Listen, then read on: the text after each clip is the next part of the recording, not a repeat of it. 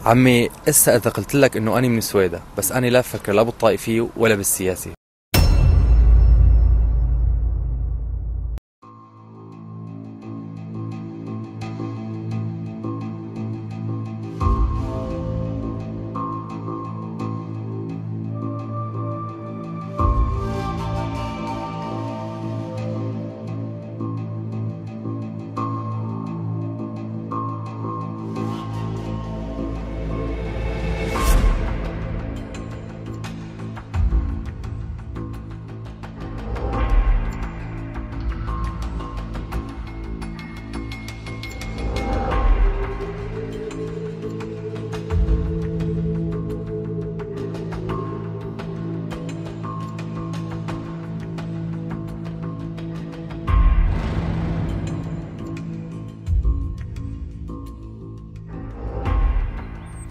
هي مدينة يبرود المحاطة بجبال القلمون الشهيرة مثل جبل مارمارون وجبل العريض، واقعة بين دمشق وحمص وعلى ارتفاع بيوصل ل 1500 متر عن سطح البحر.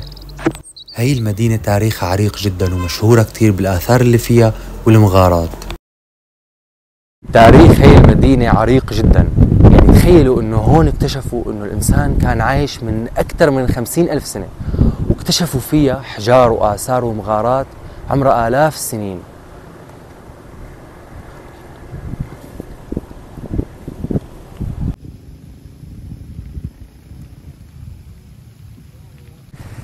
الطقس بيبرود بارد جدا بالشتوية، بالصيف معتدل. هون أكثر شيء بيعتمدوا على زراعة التين والكرز والبطاطا اليبرودية كثير مشهورة هون، وطبعا هي الزراعات كلها بتعتمد على الأمطار أكثر شيء، وبيزرعوا بعض الأعشاب تانية مثل الزعتر والبابونج. شوف ما شاء الله هذا الخضار يلي هون.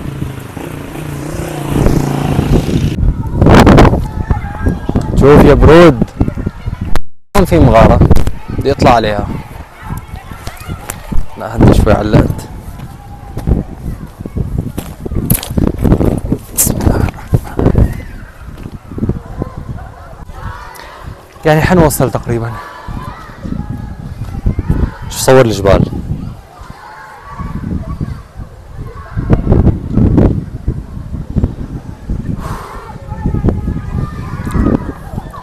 مو طبيعي. شوفي هون أراضي ومساحات فاضية والله، بس عم تقول تعالوا، بس تعالوا استثمروني. تعال دير بالك.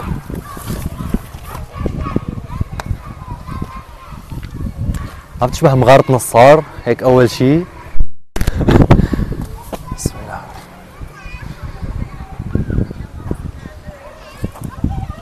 بقرأ شو مكتوب هون.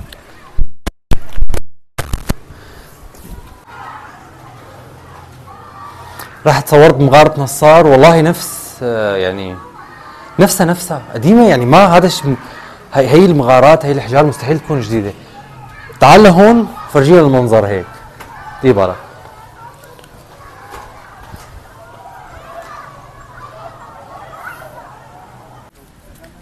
هلا جاي اسأل سؤال شوي غريب. بسم الله الرحمن الرحيم. السلام عليكم. عمي اسا اذا قلت لك انه اني من سويدا، بس اني لا بفكر لا بالطائفية ولا بالسياسي، بتستقبلني؟ بستقبلك. ليش ما بستقبلك؟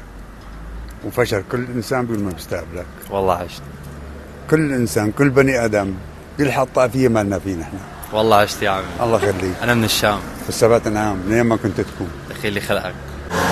واللي بيجي لعنا ان كان مسيحي وان كان مسلم وان كان درزي وان كان نبكي وان كان فليطاني وان كان يبرودي وان كان من الأسطال وان كان من الأردون، هذول نحن بنعتبرهم يعني أهلنا. ماشيين احنا بنص الشارع.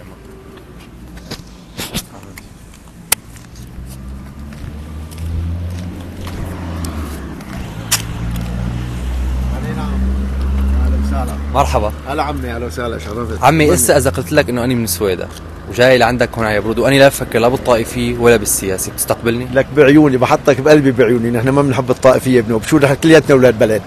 لك بتشرف. ينصر دينك. لك بعيوني، خلي لي اياك يا رب، طول لي بعمرك. كلياتنا نحن اولاد بلد بهالبلد.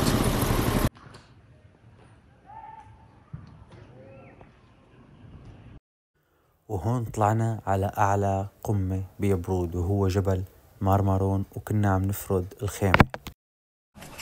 في هون كذا حدا من العالم بيجوا بيتسيرنوا وكذا، بس بدنا نشغل النار. هلا الجو لحد هلا مقبول يعني، بس اما بعد شوي بصير برد كثير.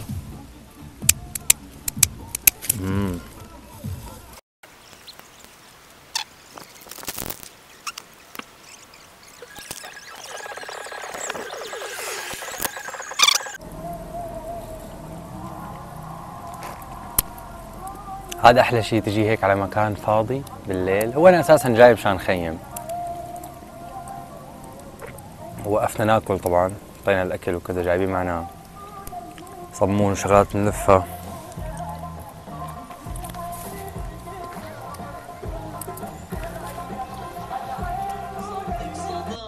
ليالي السهر ومثلك ما صار. ونحن كان المفروض نجيب حطب اكثر، بس خلصنا كل شيء، والساعة لسه قديش ساعة؟ 10:30، يعني لسه نص الليل ما صار. لا بس عن جد بلش البرد هلا هون.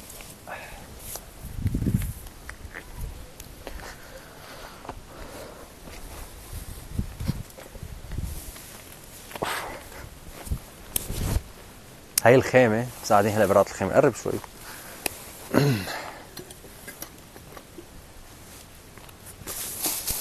وين قداحتك؟ لا عن جد وين قداحتك؟ احكي عادي عادي يعني.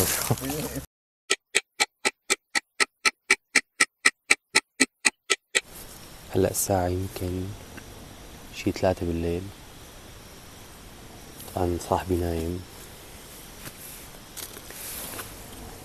برد يعني. هلا انا عم شوف الفيديو اللي صورته من شوي، كنت عم شغل نار وقاعد، واحلى شي تيجوا لهون وتشغلوا نار يعني.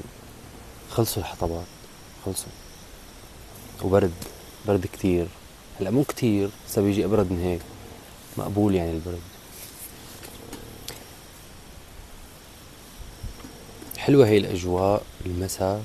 لسه هذا الشهر شهر ايلول، بعد هيك خالص القلمون يعني ما بيقدر له غير باللي عايش فيها.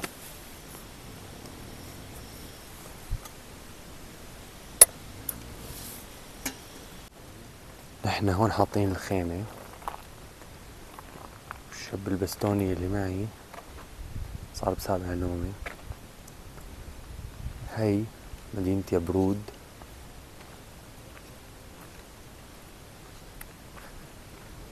يعني انت هون بالجبال بتتذكر كأنك بقاسيون مثلا. هلا خطر لي احكي شغلة، بيقولوا انه الارض بتشهد للانسان بكل عمل بيعمله، ان كان عمل خير ولا عمل شر، فحبيت اني احكيها للي عم يشوفني. الارض بيوم القيامة بتشهد للانسان اذا كان عامل عليها حسنة او شغلة منيحة، وهذا الشيء مذكور باحاديث نبوية وبالقرآن الكريم بسورة الزلزلة. بسم الله الرحمن الرحيم. يومئذ تحدث أخبارها.